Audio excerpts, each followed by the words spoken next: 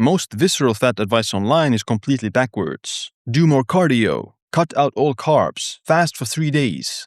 A few years ago, I had 350 grams of visceral fat, which is already good, but not the best. At my lowest, I brought it down to 55 grams, which is extremely low. And I didn't get there by guessing. I followed what the evidence actually shows. In this video, I'm going to break down how you can lose visceral fat no matter where you're starting from. I'm going to cover if your visceral fat is over 1,000 grams, 500 grams, and 250 grams. If I had to start from the beginning and go from over 500 down to 50 grams, this is how I would do it. Let's start with one of the key factors that most people who discuss visceral fat don't cover. It's not knowing how much visceral fat you actually have.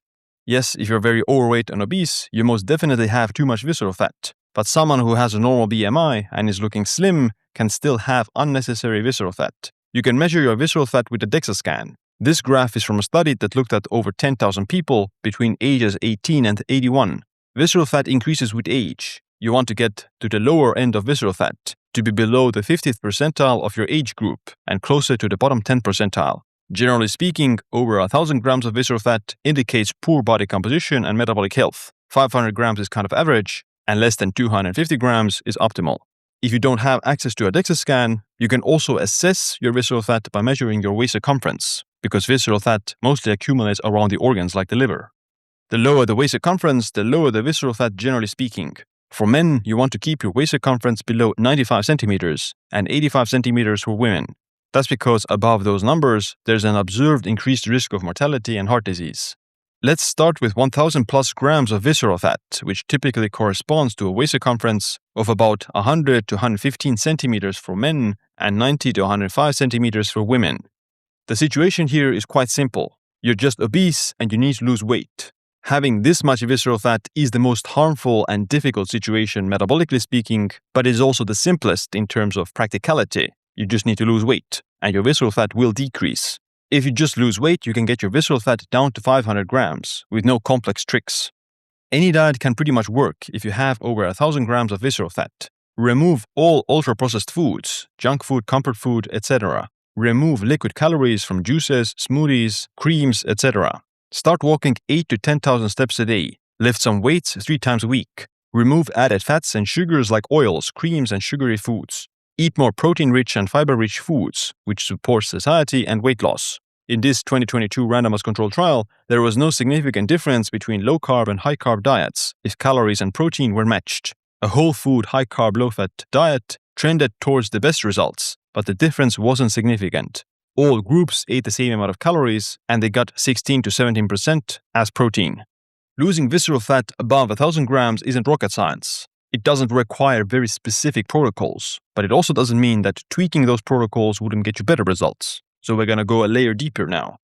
Moving on with 500 to 1,000 grams of visceral fat, or a waist circumference of 90 to 100 centimeters for men and 80 to 90 centimeters for women. This is kind of an average amount for most people.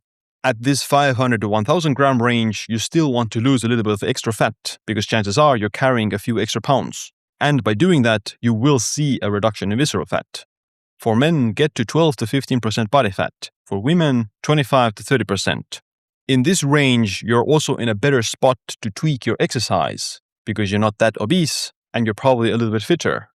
A 2024 meta-analysis of 84 randomized controlled trials saw that all types of exercises were able to reduce visceral fat. However, some were better than others. Here's an overview of the types of exercise for reducing visceral fat: high-intensity interval training and aerobic exercise, which refers to zone 2 cardio. These were number 1 at about 30 to 35% reduction in visceral fat.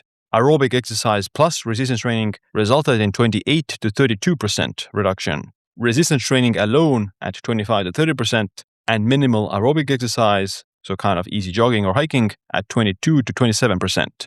Based on this, the best exercise for reducing visceral fat is high-intensity interval training.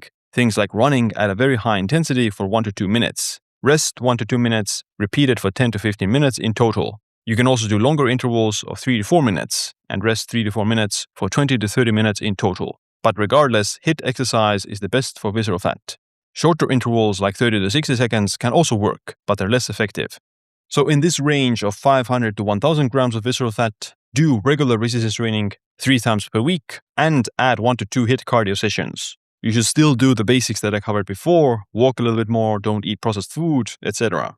From the diet perspective, the addition of polyphenolic compounds has been seen to target visceral fat the most. Foods like olive oil, vegetables, berries, tea, coffee have been shown to reduce visceral fat specifically. One thing worth adding is green tea. There are randomized controlled trials showing that catechin-enriched green tea for 12 weeks resulted in greater visceral fat loss than the placebo group. The catechin group lost 9.5 square centimeters of visceral fat on average, whereas the control group lost only 0.6 square centimeters, which is not significant. In this study, they drank about the equivalent of 2 cups of green tea per day. I want to take a quick break to invite you to my online community, Youthspan Society. Youthspan Society is a longevity community on School, and it's the place to be if you want to keep learning from me and hang out with other people who are interested in extending their lifespan and anti-aging. We have over 10 courses in the library about things like VO2 max, strength, liver health, visceral fat, sleep, HRV, as well as skin anti-aging, nutrition, and fat loss. More courses and masterclasses will be added throughout the year. Each course breaks down the topic into actionable steps and outlines the optimal range for dozens of biomarkers. The community also has weekly live group calls, and you can just post things on the dashboard for me and everyone else to respond to.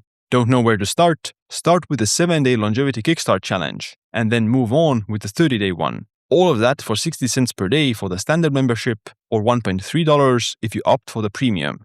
You can also start off with a 7-day free trial to see if it's a good fit for you or not. Link in the description. Let's continue with below average visceral fat, less than 500 grams, or a waist circumference of 80 to 88 centimeters for men and 70 to 78 centimeters for women. In this range, you're already semi-lean and you're in better metabolic health. If you are below 500 grams of visceral fat, so below average, and you want to get to below 250 grams, here's what you do. You need to get to 10 to 12% body fat as a man and 20 to 25% as a woman. Follow the dietary and exercise principles as I mentioned before. However, you need to know that diet can only get you so far with visceral fat. A 2023 meta-analysis of 40 randomized controlled trials found that exercise had a dose-specific effect on reducing visceral fat. The more exercise the participants did, the more visceral fat they lost, even by burning over 5,000 calories per week from exercise. So higher aerobic exercise, especially HIIT and Zone 2 cardio, above 60% max heart rate, will burn more visceral fat. The same study found that for calorie restriction, the effect wasn't dose-dependent. Reducing your calories more didn't result in greater visceral fat loss, and the benefits plateaued at around 4,000 to 5,000 weekly calorie deficit, which is around 500 to 700 calories per day.